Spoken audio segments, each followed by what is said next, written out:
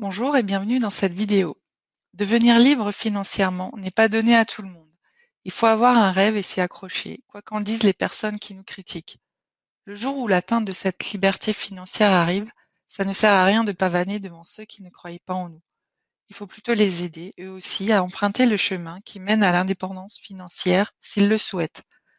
Pour arriver à être libre financièrement, on peut commencer par suivre ces 5 étapes. Avant de commencer, assurez-vous de vous abonner à la chaîne YouTube et d'activer les notifications pour ne manquer aucune nouvelle vidéo. Vous pouvez également télécharger gratuitement le guide de la liberté financière. Étape numéro 1, croire et vouloir. Souhaiter et vouloir sont deux mots qui se ressemblent dans le sens, mais qui sont différents. Dans les deux cas, on aimerait avoir quelque chose, mais la grande différence vient de la détermination que l'on met pour atteindre ce que l'on aimerait avoir. Souhaiter devenir libre financièrement est juste un rêve qui ne se réalisera probablement jamais si on ne change pas d'état d'esprit. Lorsque l'on veut quelque chose, on met tout en œuvre pour l'obtenir. Quelles que soient les difficultés, si l'on veut réellement quelque chose, on l'obtiendra en travaillant dur. La première fois que j'ai entendu parler d'indépendance financière, je me suis demandé ce que c'était ce truc. Je me disais exactement les mêmes phrases que j'entends aujourd'hui de la part de personnes qui sont dans la même situation que celle dans laquelle j'étais lorsque j'ai entendu parler de ça pour la première fois. C'est impossible, ce n'est que pour les gens déjà riches. Si c'était simple, tout le monde le ferait. Je n'ai pas le temps de m'en occuper. La première chose à faire, c'est de commencer à croire que c'est possible pour vous aussi. Quand j'ai commencé à y croire pour moi, honnêtement, rien n'a changé dans ma vie à part la façon dont je voyais les choses.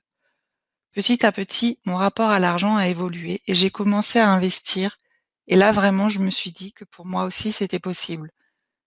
C'est un sujet que vous ne connaissez pas? Formez-vous, lisez des livres traitant du sujet, investissez dans des formations, lisez l'actualité économique et votre vision changera.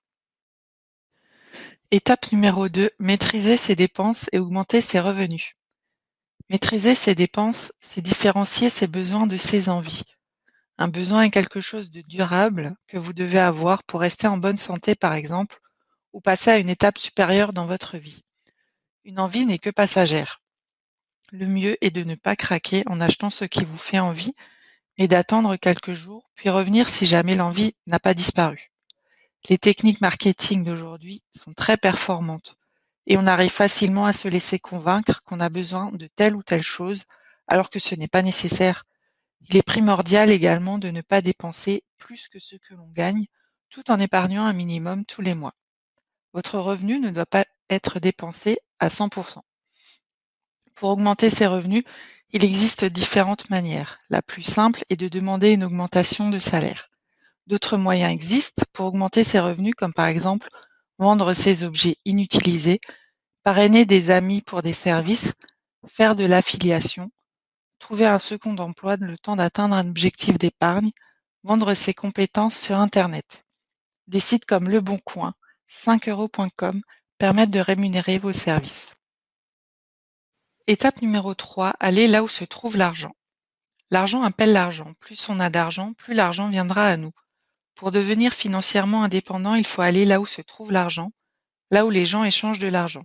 Si vous restez dans une zone ou un marché où l'argent est rare, il vous sera difficile d'en accumuler une partie. S'il n'y a pas d'argent, vous ne pourrez pas proposer vos services ou vos biens car les gens ne pourront pas les acheter. Par exemple, dans l'immobilier, n'allez pas investir dans une zone dépourvue d'activité économique où les entreprises se font rares. Les gens louent leur logement dans une zone proche de leur lieu de travail. En bourse, allez là où il y a de la liquidité et de la volatilité. Si vous achetez des actions et que vous souhaitez les revendre plus tard, si personne n'en veut, vous devrez les garder et rester avec vos pertes. Si vous vendez un produit ou un service, mieux vaut viser des personnes qui ont un minimum d'argent, sans quoi vous ne ferez aucune vente. Étape numéro 4, faire travailler l'argent pour soi. Nous disposons tous du même temps dans une journée.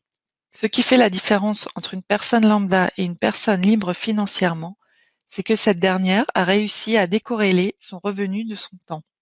En d'autres termes, elle n'échange plus que très peu de son temps contre de l'argent. L'argent qu'elle a investi lui permet d'en gagner sans même avoir à travailler. Cela ne vient pas en un jour et demande un gros travail pour arriver à cette finalité, puisque le plus gros du travail se situe au début, lorsqu'il y a tout à mettre en place. Une personne payée à l'heure ne gagnera jamais plus que pour 24 heures de travail par jour. Et encore, c'est illégal.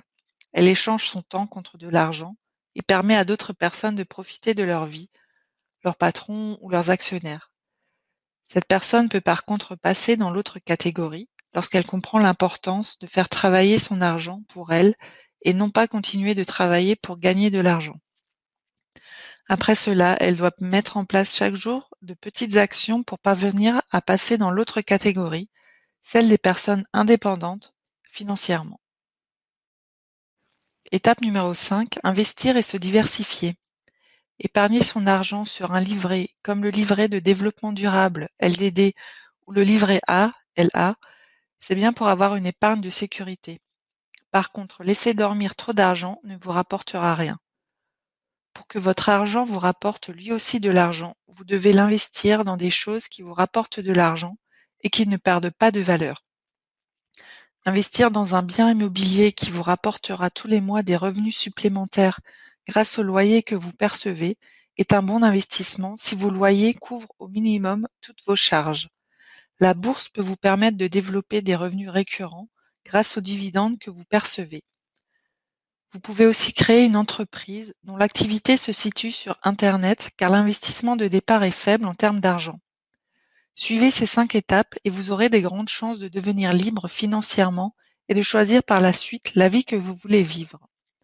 L'indépendance financière permet de choisir de vivre sa vie comme on le souhaite et ne plus être obligé de faire ce que l'on ne souhaite pas forcément faire.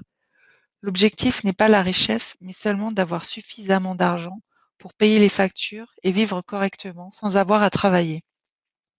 Croyez en vous, en vos capacités à réussir et donnez-vous les moyens d'atteindre vos objectifs les plus élevés.